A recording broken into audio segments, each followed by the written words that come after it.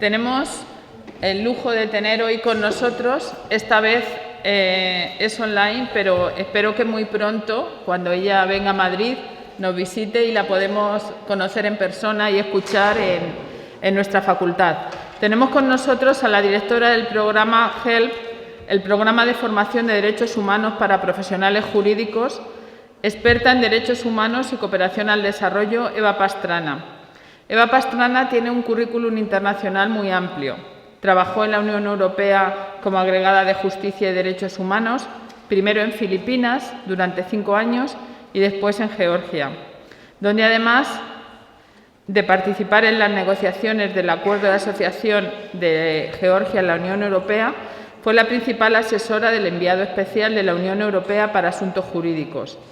De 2002 a 2004 fue la coordinadora de Gobernanza y Justicia en Nicaragua para la Agencia Española de Cooperación al Desarrollo y el Consejo General del Poder Judicial. Anteriormente fue la jefa de la misión de la Fundación Española Solidaridad Internacional en Cisjordania y Gaza en el 2001. Evaluadora del Programa de Educación de la Unión Europea en Nicaragua del 99 al 2000 y coordinadora del área del Magreb y Oriente Medio de la ONG española Movimiento por la Paz, del 95 al 98, sobre proyectos para refugiados, inmigrantes, derechos humanos en general y violencia contra las mujeres en particular.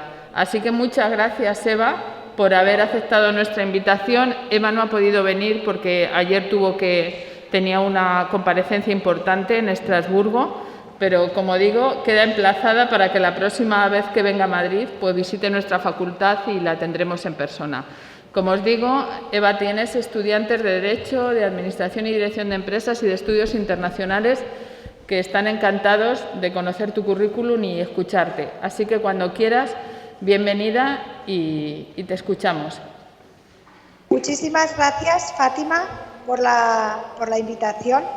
Y a José Manuel también por todo el apoyo técnico. Es una pena que no pueda estar presente en vuestra universidad, en Castilla-La Mancha, que bueno, es una tierra muy cercana para mí, porque mis padres son manchegos, los dos son de los Llévenes, así que veis cómo se puede conjugar perfectamente raíces manchegas con una trayectoria internacional. Os voy a hacer una presentación de unos 45 o 50 minutos y después dejo abierto un espacio para atender vuestras preguntas. Si no hubiera preguntas, pues siempre puedo profundizar sobre algún tema preciso. He intentado centrar la presentación en torno al problema de los refugiados y voy a ver si lo puedo compartir sin problemas.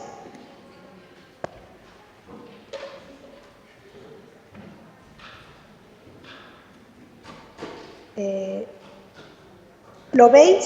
Sí, lo vemos, Eva. Amplíalo. ¿Veis la presentación? Sí, amplíalo. Sí. Perfecto. Fenomenal. Muy bien. Bueno, pues como decía, soy responsable del programa europeo que se llama HELP, es un acrónimo en inglés para Human Rights Education for Legal Professionals, significa la educación en derechos humanos para profesionales legales del Consejo de Europa. La presentación será del programa HELP en general, los cursos más sobre todo centrados en el tema de asilo, inmigración y cómo pueden ser útiles para vosotros como estudiantes y para la universidad. Primero, antes de nada, unas palabras sobre el Consejo de Europa. No sé si me escucháis con eco. No, te escuchamos bien, Eva. Fenomenal. Bueno, pues es muy importante conocer el origen del Consejo de Europa y saber su diferencia con la Unión Europea, que no siempre es fácil. El Consejo de Europa fue una institución que surgió de las cenizas de la Segunda Guerra Mundial con el objetivo de nunca jamás repetir esas atrocidades y la cantidad de muertos, de millones de muertos que hubo en Europa por el nazismo, pero también por los enfrentamientos. Y los refugiados y desplazados internos que inmediatamente surgieron tras la Segunda Guerra Mundial. En el año 1950 se firma el Tratado de Londres, que crea el Consejo de Europa, y lo integran primero 10 países y se van ampliando. En la actualidad somos 47 países, incluidos todos los de la Unión Europea. Y como veis, es un territorio vastísimo, desde Lisboa hasta Vladivostok, en el extremo más asiático de Rusia, y desde Groenlandia hasta Malta, ¿no? Entonces, es todo el continente europeo. 130 millones de personas, de las cuales unos 170, 175 son niños y niñas. Hay solo un territorio que veis ahí en este mapa que no es parte del Consejo de Europa, es Bielorrusia. Y es porque perdonad que ya lo pronuncio ni en español, ni en inglés, ni en francés, pero bueno, es Bielorrusia. Entonces, Bielorrusia no es parte del Consejo de Europa porque implementa y ejecuta la pena de muerte aún, que es el primer requisito que tienes que dejar de cumplir para ser miembro del Consejo de Europa. Una vez que eres parte del Consejo de Europa, puedes después acceder a la membresía de la Unión Europea. Es decir, ningún país, ningún Estado miembro puede ser parte de la Unión Europea si no es antes parte del Consejo de Europa, porque el Consejo de Europa nos da una garantía de un respeto mínimo de estándares en democracia, Estado de Derecho y derechos humanos. Sin ese requisito, nadie puede entrar después en el club más selecto de la Unión Europea, que tiene también unos intereses geoestratégicos, económicos importantes, como ese club económico y un sistema de regulación de un espacio común jurídico todavía más en profundidad. ¿Cómo trabaja el Consejo de Europa? Bueno, el Consejo de Europa articula su trabajo, como decía, en torno a esos tres pilares de democracia, Estado de Derecho y derechos humanos, con lo que llamamos el triángulo virtuoso del trabajo. Primero, los estándares, que son las normas. Es el sistema legal. Los estándares que están recogidos en el Convenio Europeo de Derechos Humanos, catálogo de derechos civiles y políticos, la Carta Social Europea, que completa el catálogo de derechos civiles y políticos con derechos económicos y sociales. En su momento, ¿por qué no se pudo hacer junto? Bueno, pues porque aunque había acabado la guerra, la Segunda Guerra Mundial,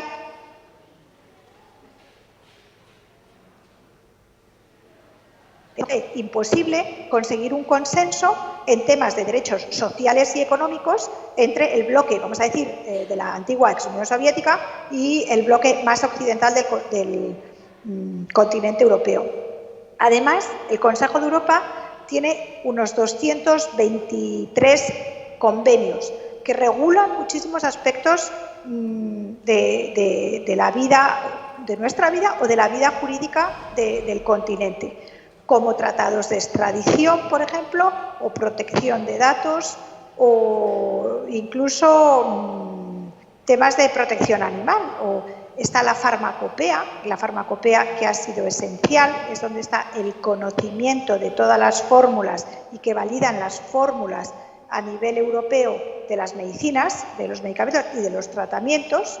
Y después, por ejemplo, durante toda la pandemia hemos oído mucho hablar de la Agencia Europea Médica. Esa es la que nos valida a nivel de la Unión Europea. Pero todas las fórmulas, todo el trabajo científico previo está en la farmacopea, que es un órgano del Consejo de Europa. De ahí me paso... es muy importante saber que estos estándares siguen vigentes, han sido vigentes durante el tiempo de la pandemia, pero se han podido limitar. Todos hemos visto cómo nuestra libertad de movimiento, nuestra vida, ha sido limitada. Y eso ha sido una generalización en todos los países, ya no voy a decir del continente europeo, sino del mundo. El monitoreo. ¿Cómo se hace el monitoreo de esas normas? Se hace, bueno, lo primero a través del Tribunal Europeo de Derechos Humanos, porque básicamente el Convenio Europeo de Derechos Humanos, si juntáramos el Convenio Europeo de Derechos Humanos y la Carta Social Europea, lo que vienen a ser es recoger un poco recorta y pega de la Declaración Universal de los Derechos Humanos. Pero lo que tenemos en Europa es un sistema único de enforcement, de aplicación y de asegurar el cumplimiento de esos derechos que la Declaración Universal de Derechos Humanos son declarativos y que en el nivel europeo, con el convenio y la Carta, son normativos. Así que el Tribunal Europeo de Derechos Humanos vela, controla que se cumpla. Tenemos también otros órganos de monitoreo, como puede ser el Comité de Prevención de la Tortura, el Grupo de Expertos contra la Corrupción, que vienen a España, nos revisan y nos dicen las cosas que hemos hecho bien y las cosas donde no hemos hecho los deberes y tenemos que mejorar. Grevio, el Grupo de Expertos contra la Violencia Doméstica, etcétera, etcétera. Hay varios grupos de expertos que están integrados por expertos nacionales que no se trata tanto de decir en qué está todo mal, sino en descubrir las debilidades para que después con la cooperación, con programas de cooperación como el programa HELP que yo dirijo, se pueda bridge, algunas veces salen palabras en inglés, se pueda llenar ese vacío o esa falta de congruencia entre la existencia de las normas y su aplicación. Todos estáis estudiando Derecho o, aunque estudiéis Administración de Empresas o Relaciones Internacionales, tendréis algunos aspectos jurídicos en vuestro programa. Bueno, pues una cosa es la ley y otra cosa es la práctica. Y lo que queremos con la cooperación es que la ley y la práctica vayan de la mano lo mayor posible. ¿Cuál es el objetivo de este programa HELP? Bueno, pues es ayudar a profesionales del derecho. Y en profesionales hablamos de profesionales en activo o como vosotros, futuros profesionales. Primordialmente es del derecho, pero también a otros profesionales, ¿vale? A aplicar estos estándares europeos de derechos humanos en su trabajo diario. Y normalmente lo hacemos principalmente vía los cursos online. Nuestra base, pues, como decía, es el Convenio Europeo de Derechos Humanos, la Carta Social Europea, pero desde que yo me incorporé al Consejo de Europa y viniendo de la Unión Europea, insistí mucho, y lo conseguí, en que todos los cursos HELP tuvieran también la dimensión de la Unión Europea. ¿Por qué? Porque la dimensión de la Unión Europea no solo es importante para los países 27 ahora de la Unión Europea, sino que es importante para todos los países que están en proceso de accesión a la Unión Europea o incluso, aunque no estén de accesión, o que nunca vayan a formar parte de la Unión Europea, como puede ser Marruecos, que está incluso fuera del Consejo de Europa, tienen acuerdos comerciales con la Unión Europea. Por lo tanto, tienen que asegurar que van a cumplir un mínimo de las normas que regulan el espacio común legal europeo. También tiene la jurisprudencia de los dos tribunales europeos principales, que es el Tribunal Europeo de Derechos Humanos en Estrasburgo y el Tribunal de Justicia de la Unión Europea en Luxemburgo. Como decía, nuestro grupo principal, y cuando elaboramos estos cursos, son jueces, fiscales y abogados o abogadas, pero también por la globalización y por la necesidad de la multidisciplinariedad que nos ha impuesto esta sociedad frenética e imprevisible en la que vivimos, pues hemos tenido que abrirnos a otros profesionales. Ya veréis los cursos que os voy a presentar después, como puede ser la gente que está en el tema de asilo, periodistas, incluso profesionales de la salud por temas de bioética, etcétera. Pero siempre los estudiantes de Derecho o, insisto, Administración de Empresas, Relaciones Internacionales, pues pueden estar muy interesados en muchos de los cursos. HELP tiene tres componentes básicos. Uno es la red de escuelas judiciales de los 47 países del Consejo de Europa, más representantes de las abogacías. Y luego tenemos partenariados europeos, con, por ejemplo, la red europea de escuelas judiciales, la red europea de abogacías o la Agencia Europea de Derechos Fundamentales. También tenemos partenariados puntuales, como por ejemplo en el caso de migración con ACNUR. Tenemos nuestros cursos en una plataforma que os puede interesar a vosotros y aquí veis un pantallazo del curso, por ejemplo, de violencia contra las mujeres y violencia doméstica. Lo desarrollamos primero en inglés, pero luego lo traducimos en varios idiomas. Y la metodología, que no es importante para vosotros. Lo importante para vosotros es saber que existen estos recursos de alta calidad y que podéis acceder a ellos. Lo que estamos promocionando es que se use como autoaprendizaje.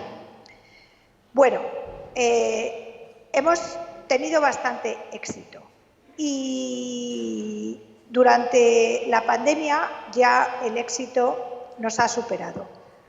Obviamente nuestra vida se volvió digital durante este año y medio. Nuestra vida profesional, nuestra vida de estudiantes, nuestra vida laboral.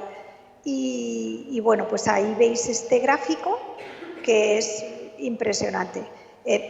Ahora mismo, actualmente tenemos casi 93.000 usuarios de nuestra plataforma, incluidos muchísimos estudiantes.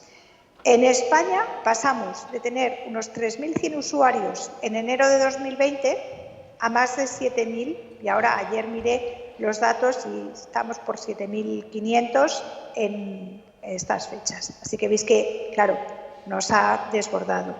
Esto con el mismo equipo, exactamente el mismo equipo, con lo cual pues hemos tenido que trabajar mucho más, simplemente. No valía simplemente reorganizar el trabajo y hacerlo más eficiente, que eso lo hemos tenido que hacer a la fuerza, sino que además hemos tenido que trabajar muchísimas más horas.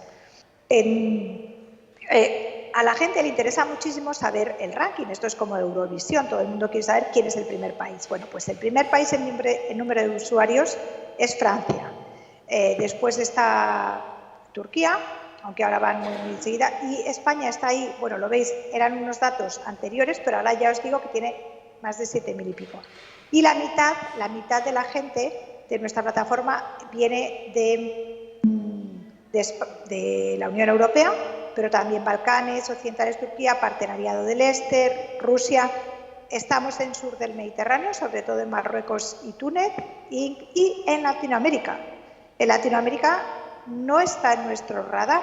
Lo que pasa es que todos los cursos que están traducidos y adaptados al español, y gracias a la labor que hace la Escuela Judicial Española, que está en Barcelona, y la Abogacía del Estado, que tiene muchos lazos con Latinoamérica, pues usan mucho los cursos GEL en instituciones oficiales y también en universidades. La formación GEL es gratuita, está desarrollada por los mejores expertos que podemos encontrar, luego ya os iré hablando al hilo de algunos cursos. Tenemos una amplia variedad de temas de actualidad y es muy fácil de usar. Es muy fácil de usar porque la plataforma la diseñamos con técnicos informáticos, pero la diseñamos mi equipo y yo, que ninguno somos expertos o más bien expertas, porque casi todas somos mujeres informáticas, somos la mayoría juristas de formación o de relaciones internacionales o administración de empresas, pero no informáticas. Y bueno, entrando ya en los temas, en los cursos que os quería presentar, tenemos un catálogo de 38 cursos. Y muchos de ellos, idealmente tendrían que ser todos, pero no hemos podido, pero muchos de ellos los tenemos en español. En español tenemos, como veis, el primero, introducción al convenio, admisibilidad de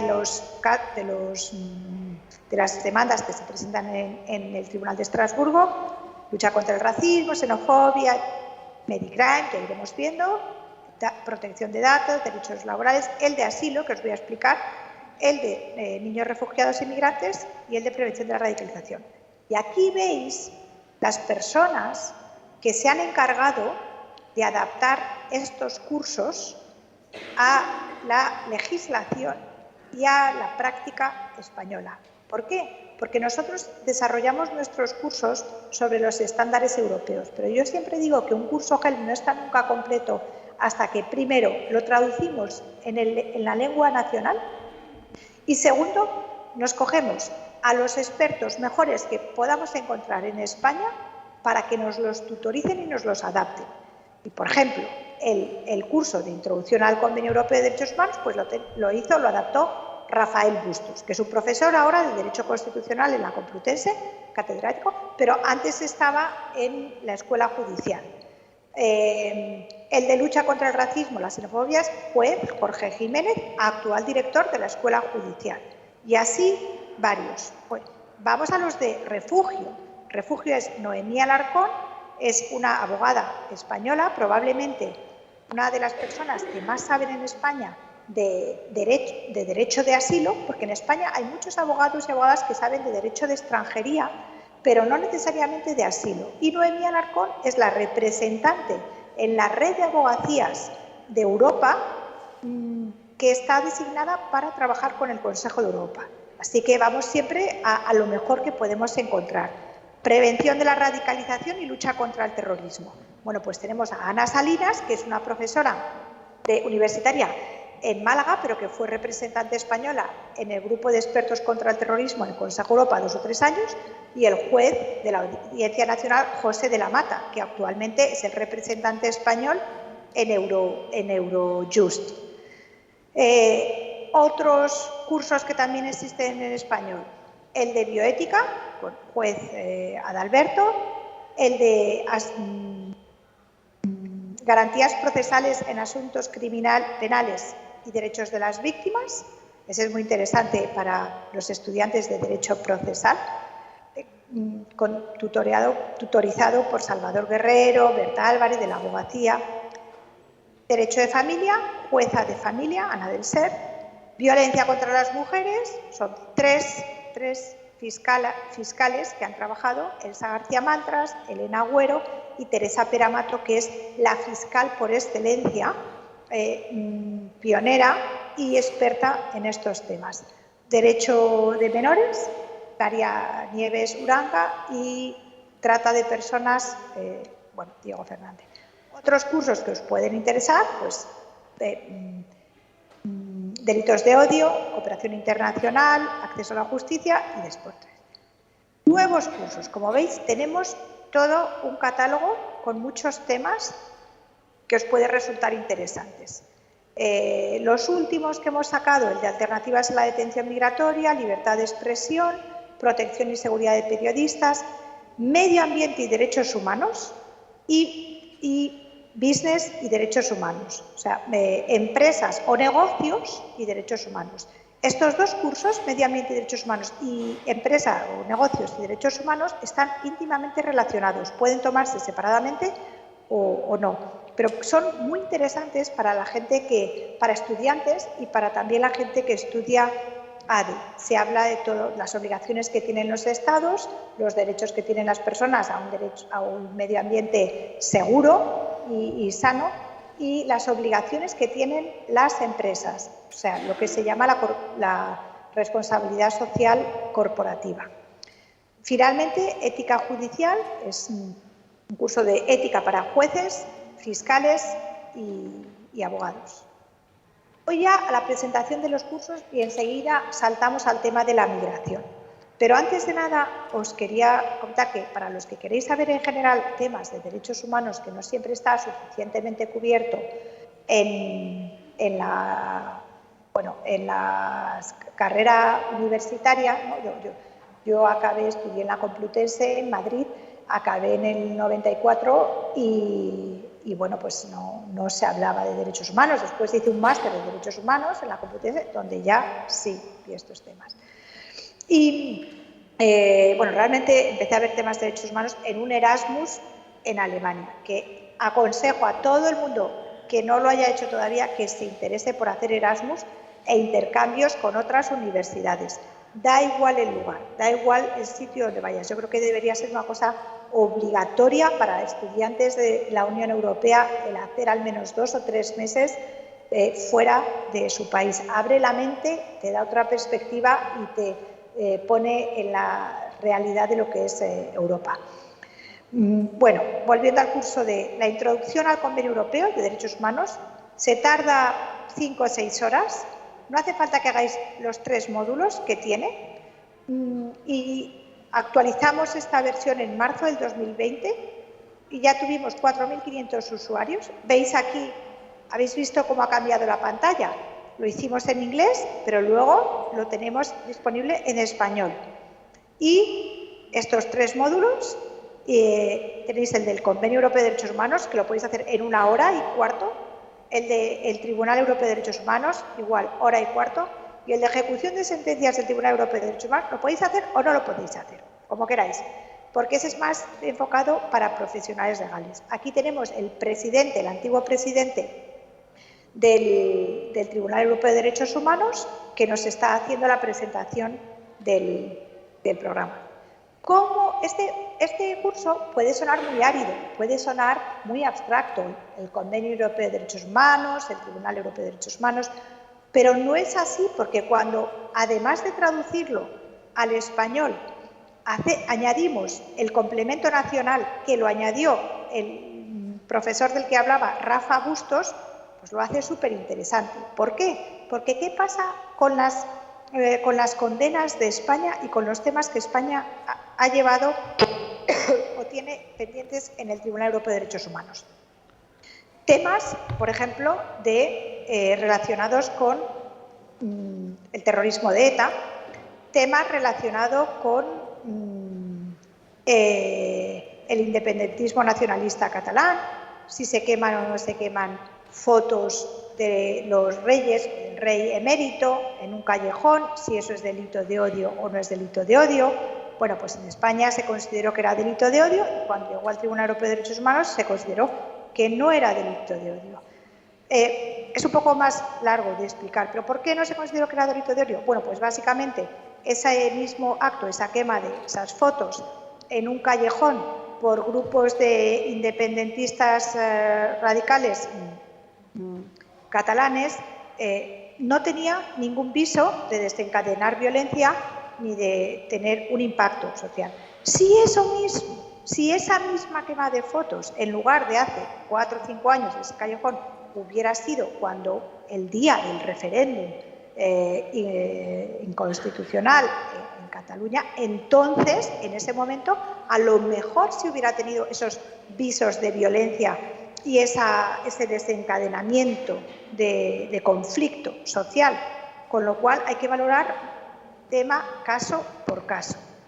Las sentencias también de condena por el delito de injurias a la corona, ¿no? Realmente es un derecho anacrónico que tendría que desaparecer. ¿Por qué? Bueno, pues porque lo primero, flaco favor hace a la monarquía española, que son los primeros que sufren con esa especie de defensa, ¿no? Porque en el fondo la libertad de expresión tiene un margen muy, muy amplio en Europa.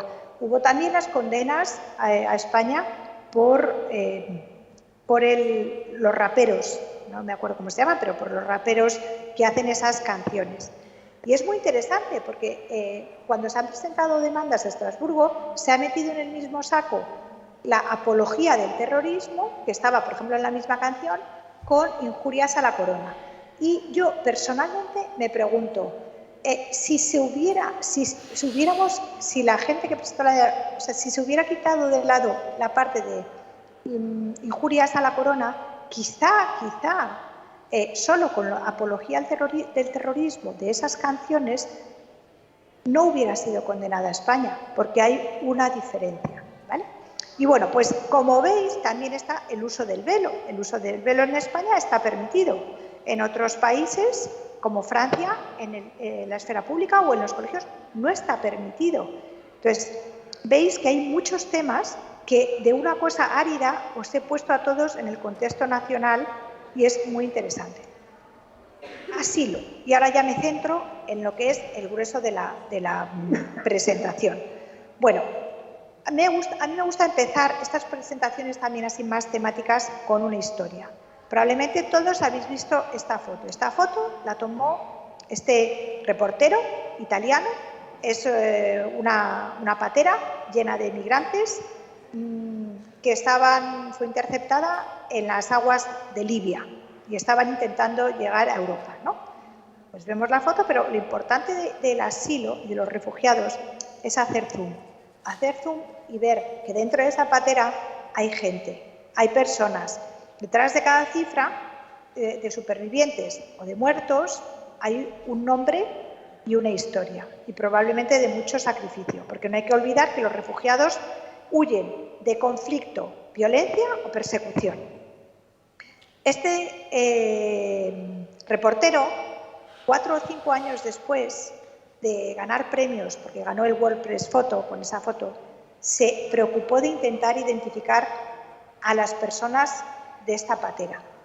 Hizo una labor increíble, apoyado por mucha gente, y descubrió que la mayoría de los chicos, esto fue hace 6 o 7 años, pues tenían 5 años más tarde, tenían entre 20 y 40 y pico años, estaban la mayoría trabajando ilegalmente en el sector agrícola, en Italia o malviviendo y trapicheando, ¿no?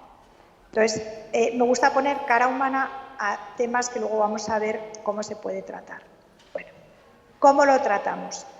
En el Consejo de Europa nos dimos cuenta que teníamos que trabajar en el tema de asilo mano a mano con ACNUR, porque ACNUR, curiosamente, se crea también en 1950, justo como el Consejo de Europa, desde las cenizas de la Segunda Guerra Mundial, y en principio se crea pensando que es una agencia que va a durar 3 o 4 años para atender a los refugiados de la propia Europa. ¿Y qué pasa? Que en el año 56 los húngaros se rebelan contra el dominio soviético y simplemente de Hungría surgen otros nuevos 200.000 refugiados. En la década de los 70 vienen todos los movimientos de Asia, de América Latina, también en la 80, 90, África, Ruanda, un montón de países que empiezan a estar en conflicto.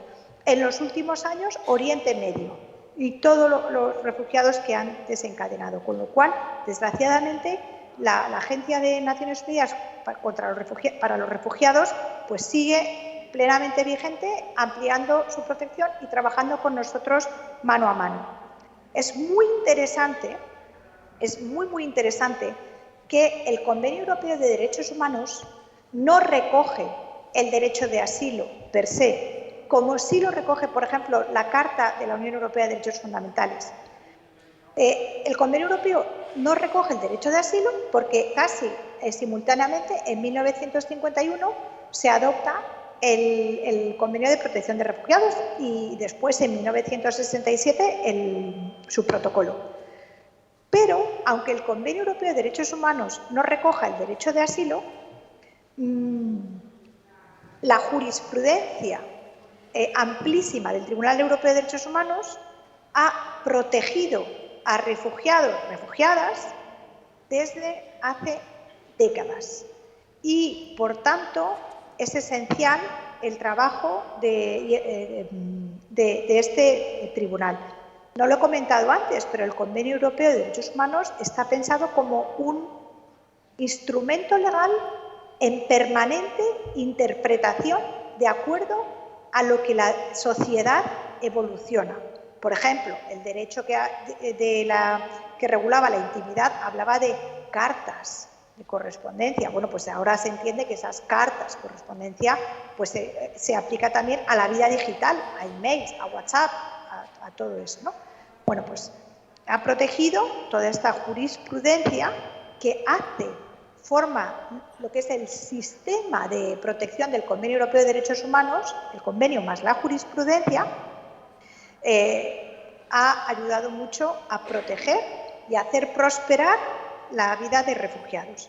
El curso lo actualizamos en julio del 2021, en 6 horas de autoaprendizaje online que no tienen que ser seguidas, se puede seguir y sobre todo se centra en, non-refoulement, lo que se llama, no lo he puesto en español, pero es evitar las devoluciones en caliente, por ejemplo. El derecho a la vida y la prohibición de la tortura, los malos tratos, detención y condiciones de recepción, vida privada y familiar, recurso efectivo. Aquí, veis, este curso es un curso, como decía, conjuntamente desarrollado con ACNUR, es un curso del Consejo de Europa y ACNUR. ¿Qué queremos? Que se refuerce y se armonice la aplicación de esos estándares del Convenio Europeo sobre Derecho de Asilo en los países miembros del Consejo de Europa. Insisto, no contiene per se el derecho de asilo, pero protege a todo solicitante de asilo que cae bajo la jurisdicción en un país del Consejo de Europa. Y aquí tengo que hacer un punto importante con la Unión Europea. El Consejo de Europa protege a las personas, no necesariamente a solo ciudadanos, ¿vale? El sistema legal de la Unión Europea siempre se enfoca más a ciudadanos, que también tiene protección para no ciudadanos. El del Consejo de Europa es a las personas, es decir, tú eres camerunés o afgana y caes bajo la jurisdicción de un Estado miembro del Consejo de Europa, Turquía, Malta o Irlanda, y caes bajo la jurisdicción tanto en tierra como en aguas territoriales, por ejemplo, y tienes derecho a la protección del Convenio Europeo de Derechos Humanos, independientemente de tu nacionalidad. Entonces, ahí veis, ahí os he puesto un poquito más desarrollado el contenido de lo que habíamos hablado antes. Esto es lo que vais a encontrar en este curso, si lo queréis hacer, para aquellos que queréis dedicaros o queréis conocer más del tema de asilo. Y, respectivamente, el artículo del Convenio Europeo de Derechos Humanos que corresponde. ¿Qué ha pasado con esta jurisprudencia tan masiva de la que he hablado? Bueno, pues que al final ha brindado muchísima protección a solicitantes de asilo, sobre todo en los temas de no admisión en la frontera, derecho a un recurso efectivo, reunificación familiar, que aunque la reunificación familiar es algo que la mayoría de los países europeos contemplan, de facto cada vez se está haciendo más y más difícil. Recuerdo que a día de hoy, según cifras de ACNUR, hay unos 80 millones de personas desplazadas en el mundo, de las cuales 26 millones de personas son refugiadas. Y aunque vemos que en el caso de Europa había flujos migratorios que venían por los conflictos de Siria o de Oriente Medio, pues eso se separó con el acuerdo de la Unión Europea y Turquía, nos guste más o nos guste menos, pero se paró. La Unión Europea acordó cierto paquete de financiación a Turquía a cambio de que retuviera ahí a emigrantes, y a solicitantes de asilo. Y después de una gran crisis del año 2015-2016, no me gusta mucho hablar de crisis migratoria porque siempre ha habido migraciones y refugiados en uno y otro sentido en todo el planeta. Pero después de este flujo masivo de refugiados que llegaban a Europa, cuando eso se corta un poco por ese acuerdo de la Unión Europea con Turquía, lo que empezamos a detectar en Europa es que vienen más y más menores no acompañados y que las rutas del Mediterráneo y la presión migratoria desde África, desde África subsahariana o Magreb, empieza también a ser bastante fuerte.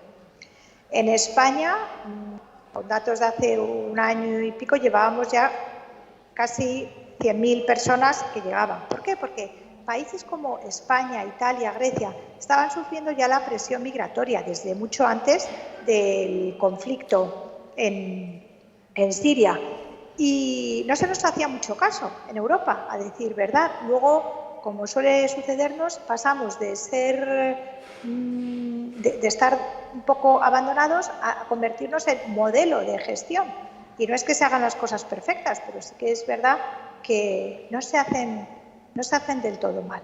¿Cuál es el problema aquí y el dilema de los Estados? Es conjugar la seguridad con la protección de derechos humanos, pero no es incompatible la gestión de fronteras, la regulación de la migración legal y el cumplimiento de los derechos humanos porque la protección, el asilo es un derecho que toda persona tiene. El asilo se otorga no solo al que quiere prosperar, emigrante económico, sino el asilo es para personas que están huyendo de conflicto, de violencia o de persecución. Pensemos este verano en la labor de España y Afganistán, ¿no? Está sacando a una gente que obviamente no tienen ni que justificar porque no quieren quedarse en Afganistán. Bueno, pues la versión nacional de este curso la está desarrollando la tutora y abogada Noemí Alarcón, de la que hablaba. Este curso lo hemos lanzado en España en 2 o 3 ocasiones y este verano, aunque no estaba previsto, por solicitud urgente de España lo lanzamos con la Abogacía de Canarias. Ni que decir tiene que además de la presión migratoria a la que está sometida Ceuta y Melilla, os recuerdo que Ceuta y Melilla son 2 ciudades europeas con fronteras en Magreb, en África, con lo cual tiene una importancia estratégica enorme, pero obviamente tienen mucha exposición y mucha presión.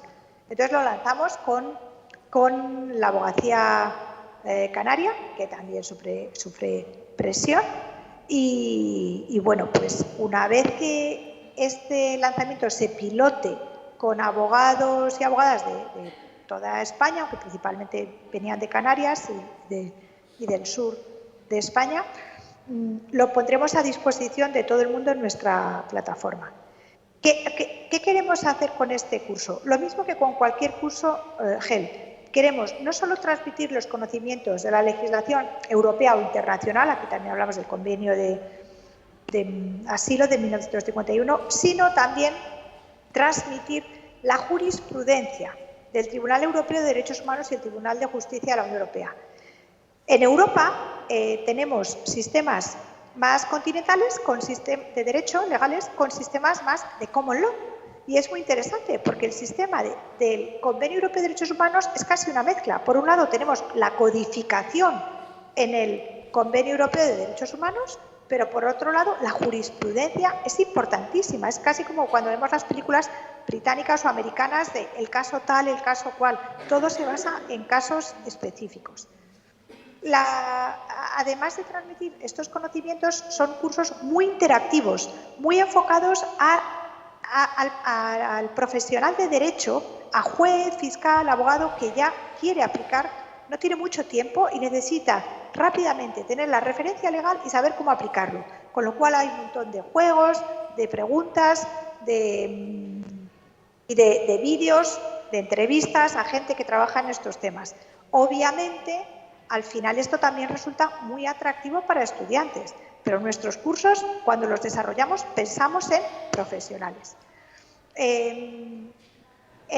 Aquí en la pantalla tenéis la primera versión del curso cuando lo hicimos, cuando lo desarrollamos en el 2014, ¿vale? Y la última versión, que es más corta.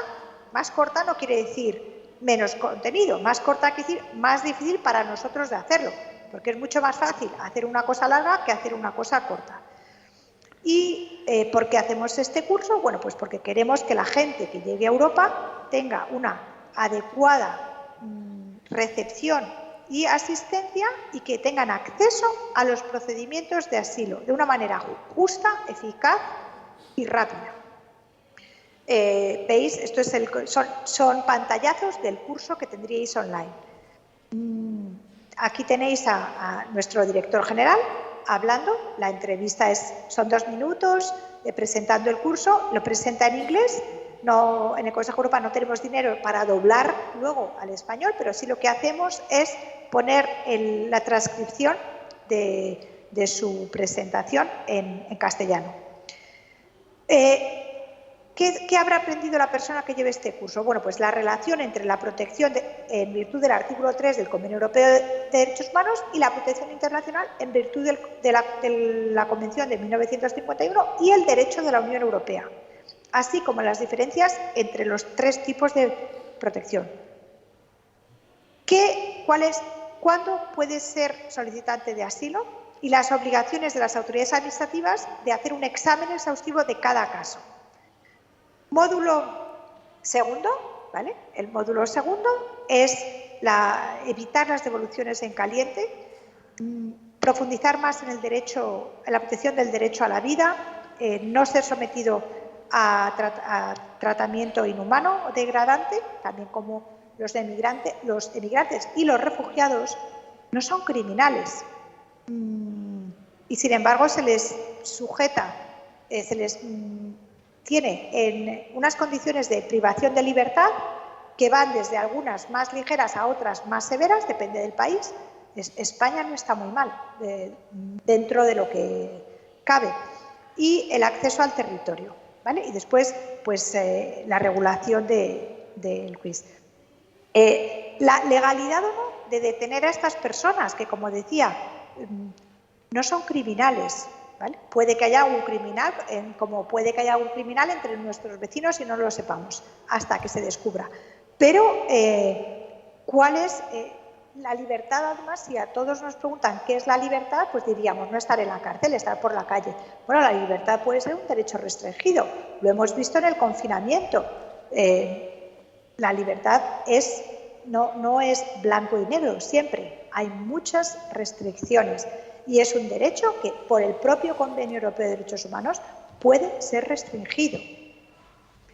En las garantías procedimentales y la recepción y las alternativas a la detención migratoria. Finalmente, la reunificación familiar, la importancia de la unidad familiar. Y todo esto existe también en español. Lo que pasa que como se está pilotando la versión española con estos abogados, con este curso que lanzamos en julio, todavía creo que la versión española todavía no está disponible en la parte pública de nuestra plataforma, pero lo va a estar a final de año. Y el acceso a remedios efectivos, el acceso a justicia. Después de tener este curso y al hilo de lo que pasaba, de que no llegaban tantos flujos de refugiados como había sucedido hasta 2015 y 2016, lo que nos dimos cuenta es de la avalancha de menores no acompañados, mujeres embarazadas. Bueno, era bastante una sangría en ese sentido. Y entonces con ACNUR conjuntamente decidimos hacer este curso. Por unos temas políticos, bueno, pues porque en Turquía lo íbamos a lanzar y en Turquía en ese momento las autoridades turcas no querían que aparecieran ACNUR muy visiblemente. Con ACNUR decidimos no ponerlo en la cobertura del curso, pero es un curso que también hemos hecho con ellos, enfocándonos en niños y niñas, emigrantes y refugiados. Y mientras que el anterior se refería a asilo, este se refiere no solo a asilo, a solicitantes de asilo, sino a emigrantes y refugiados. ¿Por qué? Porque lo que prima es el interés primordial del niño. Y en el interés primordial del niño no tenemos que tener en cuenta el estatuto migratorio de los padres o de uno de los padres. Entonces tenemos que enfocarnos en eso. El curso lo hicimos, además, lo desarrollamos con la oficina del representante del secretario general del Consejo de Europa, en su momento es Tomás Bocek, ahora hay otra persona, y hicimos lanzamientos en Grecia, Italia, España, Turquía, Reino Unido y muchos más países. Aquí tenéis la estructura del curso, no voy a explicarla en detalle, pero sí que tenemos el marco legal, donde vamos al convenio de los derechos del niño de Naciones Unidas. No hay un convenio específico del Consejo de Europa, aunque sí hay líneas directrices, o sea, lo que se llama soft law en inglés. Luego, los procedimientos adaptados a los niños, las alternativas a la detención, la reunificación familiar, los derechos sociales, cómo se integran a la vida, a la educación. En eso hay que decir que España hace un trabajo encomiable, porque en España se hace un esfuerzo enorme de integrar a niños que tienen situación de los padres solicitan asilo o son emigrantes y se les integra en el sistema educativo lo antes posible. No es así en otros países, donde puedes encontrarte niños de familias refugiadas sin escolarizar por 6 o 7 meses, ¿vale? Insisto, no digo que España sea perfecta, pero en estos temas de refugio o asilo no vamos mal, podríamos ir mejor, claro. La custodia, es muy importante la custodia, incluso en países como Francia, pues en el paso de Calais, entre Francia y Gran Bretaña, se descubrió que había un niño de 14 o 15 años que había estado viviendo ahí unos 5 o 6 meses sin ningún tipo de custodia. Era cuidado por la gente del campamento en Calais, pero no había nadie de custodia. Y lo que es increíble es que en un país como Francia, pues todavía sucedan esas cosas, porque siempre hay países que tienen un mayor grado de cumplimiento de los derechos humanos. En el Consejo de Europa tenemos estándares mínimos, es lo mínimo que hay que hacer, pero cada país luego es muy libre de incrementar los estándares. Y luego el tema de la determinación de la edad, que es muy difícil. Muchos menores llegan y mienten y dicen que son mayores porque quieren incorporarse al mercado laboral, legal o ilegal, y otros, sin embargo, dicen que son menores y es muy difícil, ¿no? Hay de todo. Hay que determinar la edad con los métodos lo menos intrusivo posible. A partir de ahí, y en el año 2020, los Estados miembros del Consejo de Europa se dan cuenta de que tienen que hacer unos cursos, o sea, de que tienen que intentar no detener a inmigrantes. Y se dan cuenta de que hay alternativas a la detención de inmigrantes, como controles de las personas, con controles en las comisarías o incluso tener brazaletes, o que es mejor. Pero nadie lo hace sistemáticamente porque es más fácil poner a todos los emigrantes en cuanto llegan en centros de detención. Entonces, este curso, más que para profesionales legales, está encaminado a decisores de políticas para que vean que las alternativas son más eficaces, más baratas y además contribuyen a una mejor integración de la gente que luego obtiene asilo o estatuto migratorio legal e incluso puede contribuir al retorno voluntario a sus países de origen. Entonces tiene 4 módulos: aspectos básicos, legales y prácticos, el marco legal, cuáles son los posibles tipos de alternativa y cómo garantizar que sean eficaces. Todavía no lo tenemos en español, ya lo tenemos traducido, pero todavía no lo hemos subido a la plataforma. Aquí tenéis pantallazos de por qué es importante este curso. Aquí tenéis al presidente actual del Tribunal Europeo de Derechos Humanos hablando de por qué sería bueno utilizar estas alternativas, y es una prioridad del Consejo de Europa, así como de la Unión Europea. Aquí he dado la presentación de los cursos de migración, ¿vale? Pero he aprovechado para hacer una presentación más larga, que no tengo por qué ir, vamos a ver todo en detalle, pero daros la estructura, el índice de otros cursos que existen en español y pueden interesaros. Aquí tenemos el de lucha contra el racismo, xenofobia, homofobia y transfobia, ¿vale? Este es un curso que ha sido muy solicitado en Europa. El curso de protección de datos y derecho a la vida privada. Vuelvo a lo que hablábamos de los estándares mínimos. En Europa tenemos estándares mínimos, pero por ejemplo en España la ley de protección de datos es mucho mayor, que ofrece una protección jurídica mayor que los estándares mínimos a nivel de Europa. Por eso pues hubo una sentencia en el Tribunal Europeo de Derechos Humanos que fue un poco controvertida. Al principio se condenó a España, luego no se condenó, de unas cajeras en Mercadona que habían robado en la caja.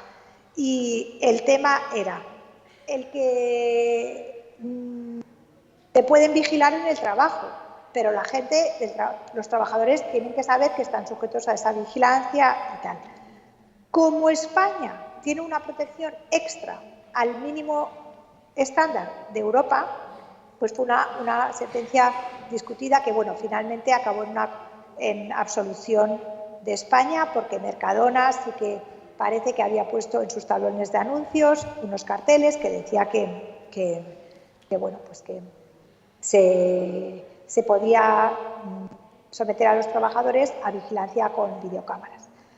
Este curso tiene un bloque, como muchos cursos de GEL, de conocimientos básicos, marco legal, papel de las instituciones europeas, Consejo de Europa y Unión Europea. Todo el mundo estuvo hace 2 o 3 años sometido al bombardeo del Reglamento de Protección General de Datos de la Unión Europea.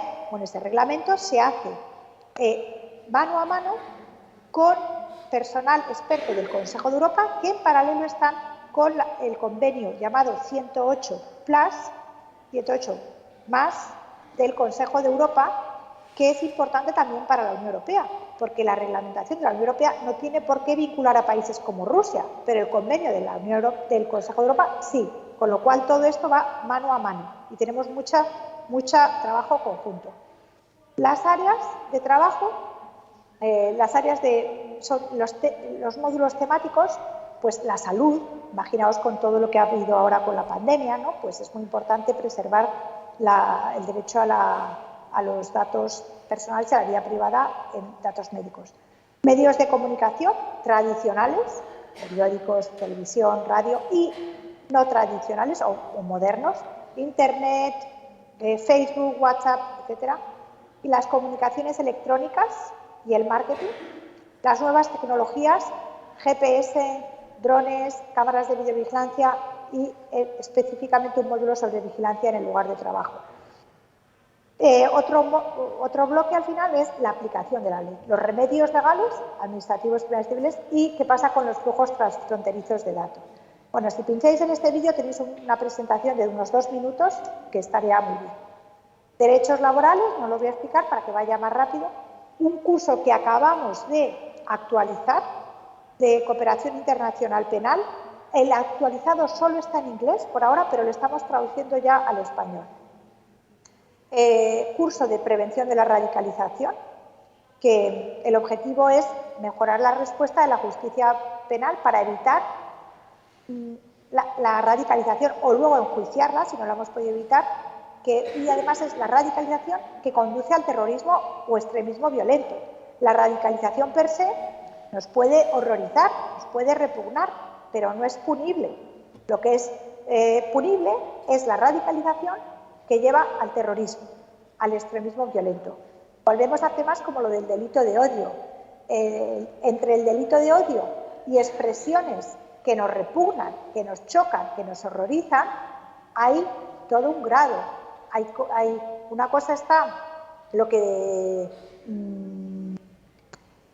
una cosa es hacer una apología del nazismo, por ejemplo, y otra cosa es los tuites de Trump que estaban ahí rozando, y otra cosa es lo que diga una persona que no tiene mucha implicación, pero que no nos gusta, ¿no? Todos lo hemos visto. Las caricaturas, por ejemplo, de Charlie Hebdo, ¿es delito de odio? Pues no, por supuesto que no. ¿Nos gusta o no? Eso es una cuestión personal, ¿no? Pero nos guste o no nos guste, merecen nuestra defensa.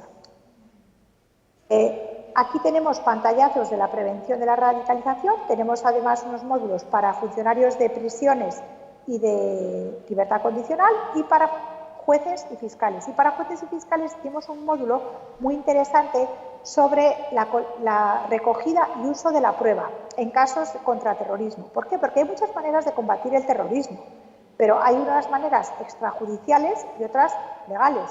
No es lo mismo mandar un dron y asesinar a una persona, aunque sea un terrorista, que enjuiciarlo, como el juicio del Bataclan, que estamos ahora teniendo en Francia, o como los juicios de las bombas de Atocha, ¿no?, que tuvimos en España. No es lo mismo tener centros de tortura que intentar hacer todas las cosas de manera legal. No es lo mismo abrir un Guantánamo que tener a la gente en prisión aislada, pero en unas condiciones dignas. Esos son pantallazos de este módulo súper novedoso que lo hicimos, recogida de búsqueda y pruebas en casos de antiterrorismo, donde participó el juez José de la Mata, pero también el fiscal contra terrorismo de Inglaterra y el segundo de radicalización de Francia, gente de Bélgica, o sea, fiscales también italianos, que aunque no tengan problema de terrorismo, tienen tema de crimen organizado con mafias, que es muy similar la manera de luchar contra eso, y bueno, pues es muy interesante. Curso de violencia contra la mujer y violencia doméstica. Todos estos cursos siempre los hacemos con nuestros expertos del Consejo de Europa que tratan estos temas. Directamente lo hicimos con redactoras del convenio de Estambul. Intentamos lo mismo, no solo transmitir los conocimientos, sino incidir en las habilidades, en las actitudes, hacer un cambio de mentalidad en un sector muy tradicional, que es el de los profesionales del derecho, de manera que siempre intenten en su trabajo aplicar un enfoque basado en los derechos humanos, centrado en la víctima y comprendiendo estos fenómenos, ¿no? Aquí tendríamos un vídeo de presentación, la estructura del curso, donde tenemos 2 módulos que serían buenos hasta para llevarlos a institutos, a adolescentes, y luego ya módulos que no, que a los adolescentes les aburrirían, sobre el tema legal, la justicia penal, la justicia civil o incluso la resolución alternativa de conflictos que existen en alguna jurisdicción. Ese es lo que decía del tema, los módulos legales. Curso de garantías procesales en proceso penal y derechos de las víctimas. Para los que estudien Derecho y no sean muy fans del derecho procesal, que fue mi caso, por ejemplo, en la universidad, os diré que es esencial para los derechos humanos. Es esencial porque la mayoría de casos que llegan al Tribunal Europeo de Estrasburgo finalmente tienen que ver con la falta, con una violación del artículo 6, que es el acceso a un derecho, a un juicio justo. Un juicio justo que tiene que ser además en tiempo. Y tenemos todas las garantías procesales con la presunción de inocencia en primer lugar y luego temas específicos. Finalmente pusimos un módulo en este curso de derechos de las víctimas que realmente se podría tomar como un módulo aparte, muy basado en la directiva de la Unión Europea de Derechos de las Víctimas, que en turno, o sea, que en su lugar está muy influenciada por la buena experiencia y legislación española en el tema de las víctimas, por 2 motivos históricos.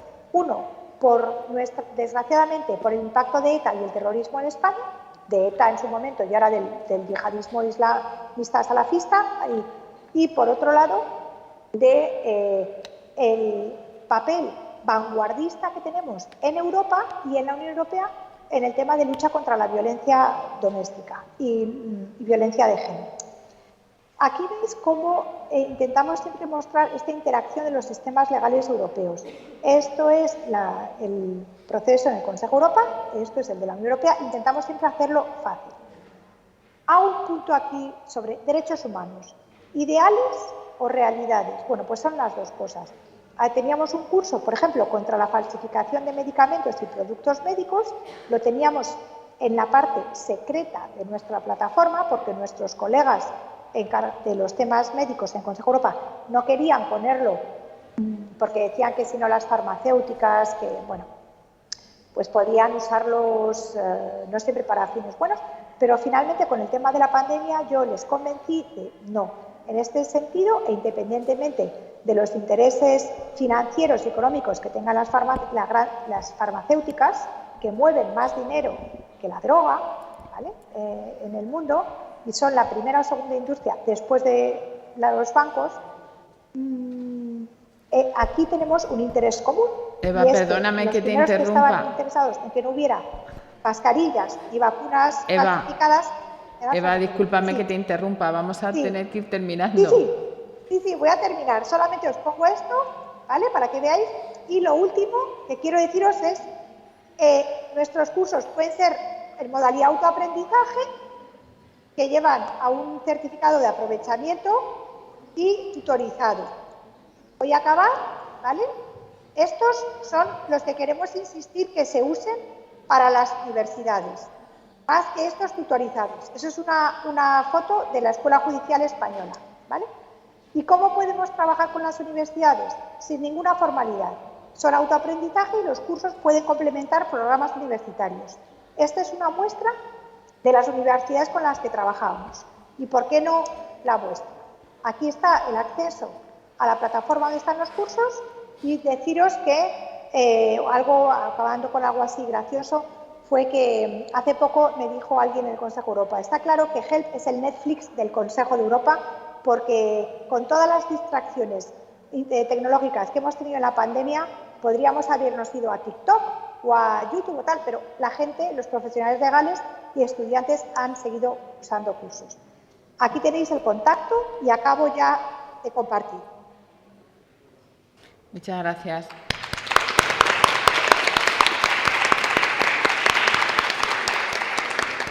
Vamos a dejar unos minutitos para alguna pregunta que queráis formularle a Eva.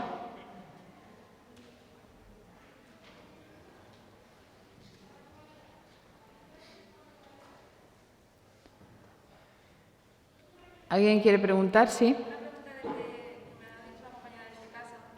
¿Le escuchas, Seba? Regular. Bueno, si no te la repito. Vale. A ver. Es que han escrito ahí en el chat, me parece. A ver, ¿cuál es la pregunta? Nada. No, era sobre... Bueno, pues la pregunta era, ¿cómo es posible que haya todavía en Grecia los campamentos de refugiados, que haya niños que han crecido en campamentos de refugiados y no han visto otra realidad que no es fuera de ese campamento? ¿Cómo es posible con todo lo que nos ha contado sobre la legislación, sobre los refugiados? ¿Cómo es eso posible, no? ¿Qué está pasando ahí para que esa gente lleve tantos años en esos campamentos y no salgan de ahí? Muchas gracias. Eva, ¿le has oído? Sí, los campamentos refugiados. Habla de los campamentos refugiados. De los de Grecia. Dice que con toda la legislación y todo lo que ha hecho el Consejo de Europa, ¿cómo es posible que haya niños que han crecido allí en esos campamentos y no conocen otra realidad? Bueno, pues porque el mundo no siempre es un lugar muy bueno para vivir, y luego porque desgraciadamente ahí sigue habiendo ese gap, esa desconexión entre las leyes, entre las normas y la implementación. Hay que reconocer que Grecia ha tenido una situación muy difícil, con una crisis financiera espectacular, que estuvo a punto de costarle salir de la Unión Europea, y en esa crisis financiera, también con crisis de gobiernos, les llega la avalancha de refugiados, simplemente porque están más expuestos. Y en el seno de la Unión Europea, aunque llevábamos mucho tiempo, países como España, Grecia, incluso Francia e Italia, sacando el tema de los refugiados, y nos decían que eran un problema para solucionar nosotros, es cuando empieza a llegar también a Alemania y a otros países más poderosos que se toma todo esto en serio.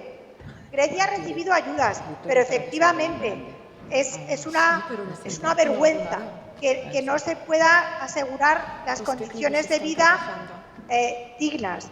Sin embargo, hay que entender la desesperación también de los gobiernos, que tienen los medios que tienen, ¿no? Y en ese sentido es cuando decía yo que en España, aunque hay cosas que pueden mejorar, pues no vamos tan mal. Lo de Grecia es una pena, se lleva años, como dices. Conozco muy bien la realidad porque conozco a mucha gente que está en Grecia. De hecho, una de las autoras del curso de asilo es una abogada griega que conoce muy bien los campamentos, que conoce muy bien las necesidades jurídicas y la situación de los niños. Y desgraciadamente no puedo darte otra mejor respuesta. Pero bueno, nosotros en el Consejo de Europa lo que hacemos lo que hicimos fue nombrar un representante especial para que visitara los campamentos, es un diplomático, y de esa manera pusiera voz en la esfera, en la agenda internacional, y presionara para que se siga trabajando en la materia. Pero es algo que desgraciadamente no se va a solucionar de un día para otro. Muchas gracias, Eva. Pues terminamos aquí para dar paso a la siguiente sesión. Te agradecemos muchísimo toda la exposición que nos has hecho.